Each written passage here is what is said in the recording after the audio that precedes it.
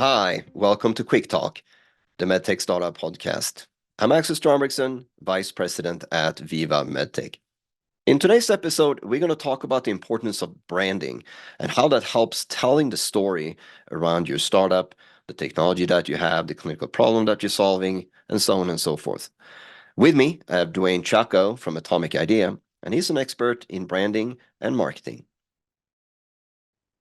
Hi, Dwayne. Welcome to Quick Talk. Very happy to have you here today.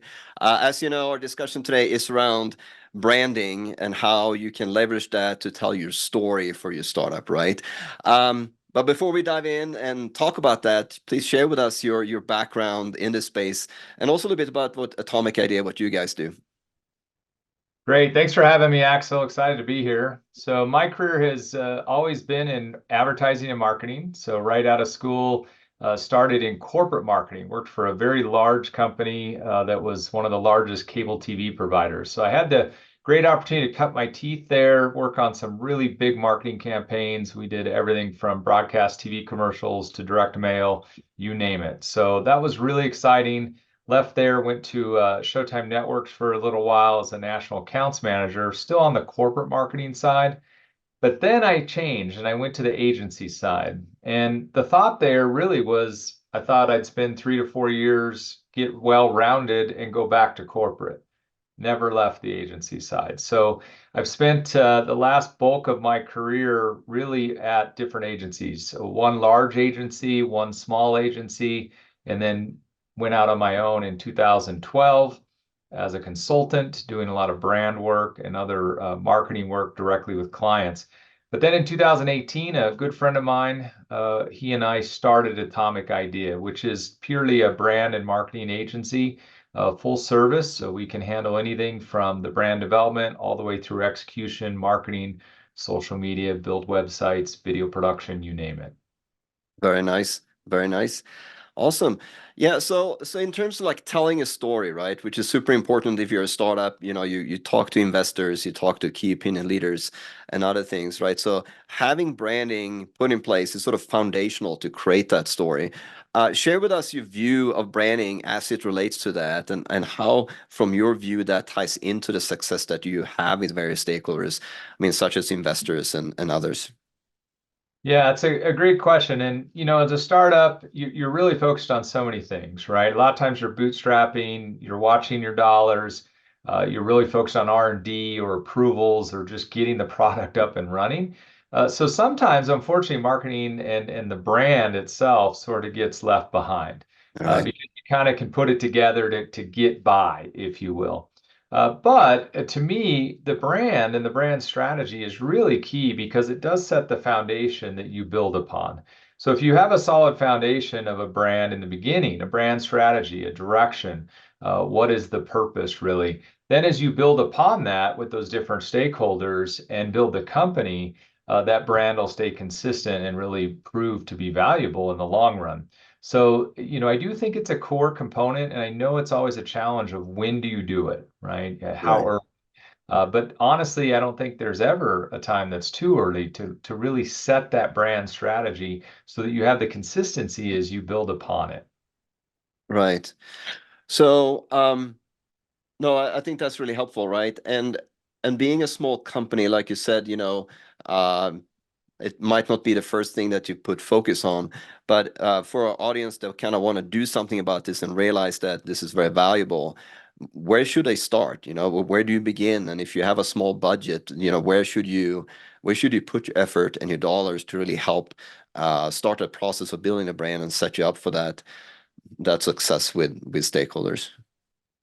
Yeah, it's a great question. So obviously you can find an agency like Atomic Idea. We can come in and lead you through a process. We have a brand workshop. And I would say you're looking for a partner that can scale with you.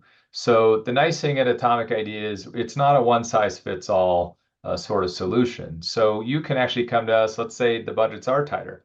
We can do what's called a brand light process. We just did that for a startup that is watching their dollars, but at least to give them some sense of a brand strategy that we can build upon. If you can't do that, I would say do something internally. Really have a discussion internally with some of your key people. Really map out, right? What is our brand story? Who are we? What are our distinctions in the marketplace? How are we going to be different? Make sure you can get those down on paper, really, and know what they are, right? And then also just starting to look at, who your target markets are. How are we going after them? What kind of company do we want to be? I always talk about the brand is kind of like the DNA, right? So the DNA of the company. What kind of personality? What does it feel like?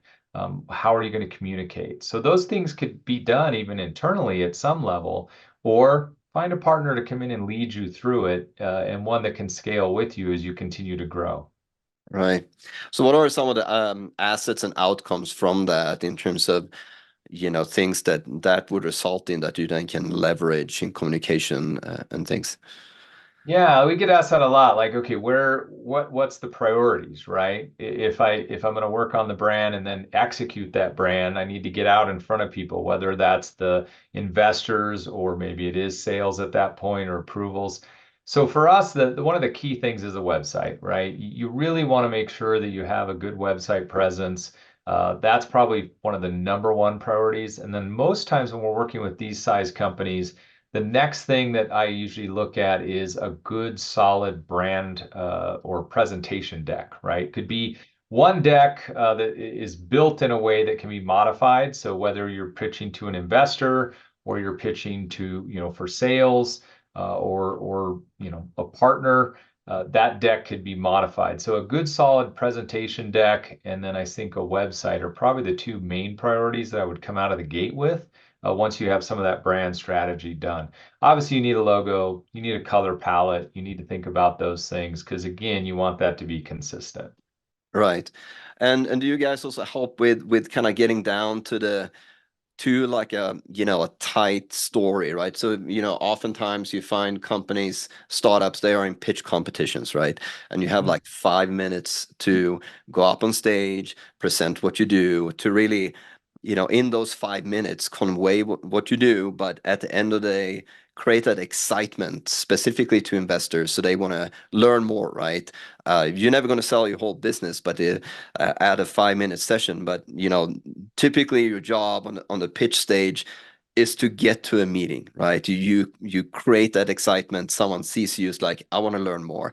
Talk a little bit about that, like getting down to taking everything around the startup and boiling that down to whether it's that 5 minute pitch or an elevator pitch, but basically and using that through the different assets that you talked about, your website and your pitch deck and other things like that. Yeah, that's a great question, Axel. And I think that, a lot of times companies of this size, right, you have a couple entrepreneurs, people that are really passionate about the product. Sometimes they're not really the best marketer or pitch person, right? They're maybe a research guy, a scientist, maybe a medical background. So it is important to think about that narrative more from your audience. Okay. So what is it that they're looking for? Start there and work backwards rather than just getting there and getting all excited and talking about how great the company is and what we're going to do and what this product does. I would stop, take a second, and think about the audience. What are they wanting to hear? So, what I love to come out of, the brand work that we do is a brand story. That can be the basis for what you're talking about. So that brand story is really talking about the higher level, right? What's behind the brand, the passion, what drives them, what are those key distinctions again?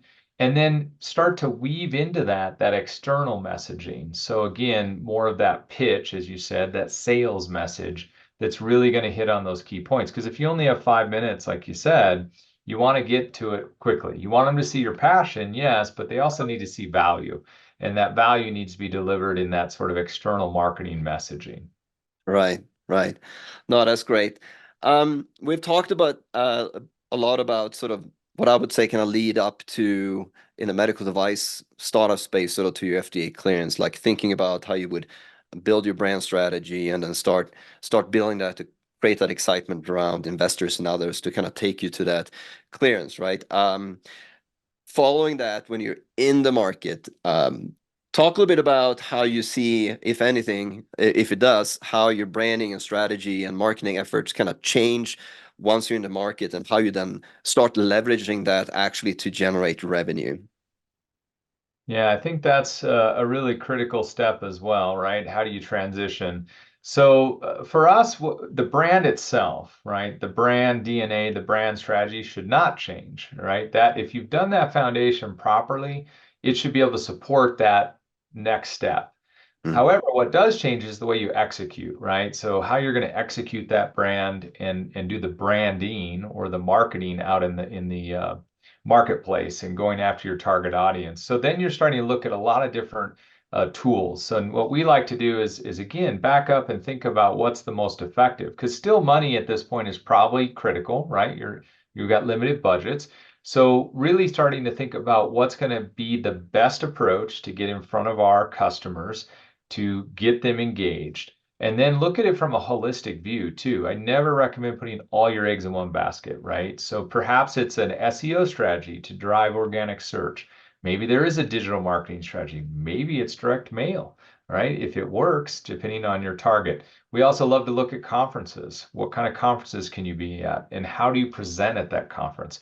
The key, though, at this stage to me is consistency. You really want the brand to be consistent. So a lot of times we'll say, in any way that that customer is interacting with your company, are they feeling the same experience? Whether they're talking to you as the owner, right, the one who's running the company, the entrepreneur, or they land on your website, or they see a piece of marketing material, it should all feel the same.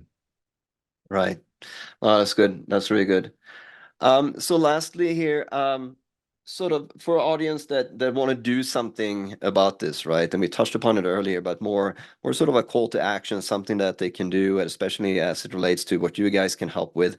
How can our audience get in contact with you guys or get more insights or support if they need it? Yeah, so I mean, we'd love to help, right? I mean, the whole reason that my partner and I started Atomic Idea was to really target small to medium companies and startups. We love working with them.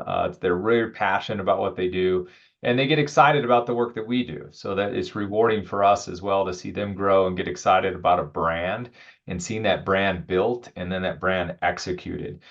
For us, though, really, we try to be a good partner. So in the beginning, we're happy to have a conversation. If someone wants to have a conversation, we'll come in, no charge, talk to them, kind of help them, kind of guide them a little bit where they're at, what maybe is the next thing they should be thinking about. Again, if it's right to do that brand work, that brand workshop is really key. And again, that can be scaled based on the size and budget needs and what we need out of that. But really, whatever you do and whatever partner you find, whether it's an agency, small, big, or maybe even freelancers to help you, just make sure it's the right fit. Make sure that they're thinking brand first, right? A lot of creative people out there, they'll come in, they'll do some work for you, but you want to make sure that the strategy's there so that things can stay consistent, right? And that it can stay on target to reflect your brand. So that's really important. And we think a lot about that when we're working with the different companies. And at the end of the day, you want a company that can scale with you as well, right? Can they keep up as you get bigger, be able to handle that? That's really important as well. Oh, that's awesome. And that would be atomicidea.com, or what is your website? Yeah, atomicidea.com, pretty simple. We'd love to hear from you again. We're a full service agency. So whether you already have done some brand work and we can come in and polish it for you, great. If you need to start from ground up, that's fine. And maybe you just need some help building some assets, right? Maybe it's build a website or build a really great video that starts to get your pitch across. We can help on all those different angles and tactics. So at the end of the day, like I said, it's something that excites us. We get excited about it because a lot of these companies that are in this space that you're dealing with, again, they have all this potential. They're moving fast, right? And sometimes, though, it's good to, again, just think a little bit about that brand strategy and setting that foundation because it really will help you in the long time. Because sometimes companies come to us and they're pretty far down the road and we end up having to come all the way back, right? We end up going back and redoing some of that stuff anyways. So at some level, I think it's good to do it early on. Right, right. Well, thanks again, Dwayne. This has been very helpful, very insightful. Really appreciate you coming here today. So thanks so much. I really appreciate it. Well, thank you so much, Axel, for having me. If you enjoyed this episode of QuickTalk, hit like and subscribe. And for additional educational content, visit our website at quickvault.veeva.com.